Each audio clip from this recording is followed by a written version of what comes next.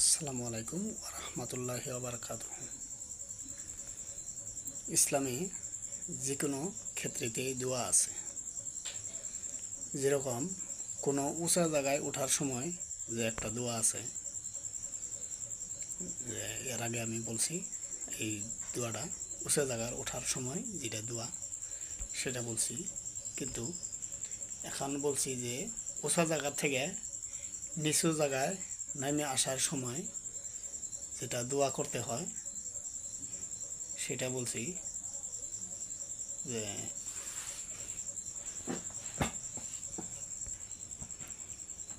উঁচা জায়গা থেকে নিচা জায়গায় নামে আসার যেটা দোয়া, সেই দোয়াটা বলছি, মনোযোগ দিয়ে শুনবেন। এবং এটা মুখস্থ করার বিশেষ প্রয়োজন নাই, তার কারণ এটা সবারই মুখস্থ আছেই।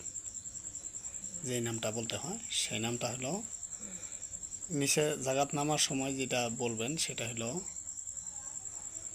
সুবহানাল্লাহ সুবহানাল্লাহ সুবহানাল্লাহ। শুধু 3 বার বলে তারপরে আপনি নিচের দিকে নেমে যান।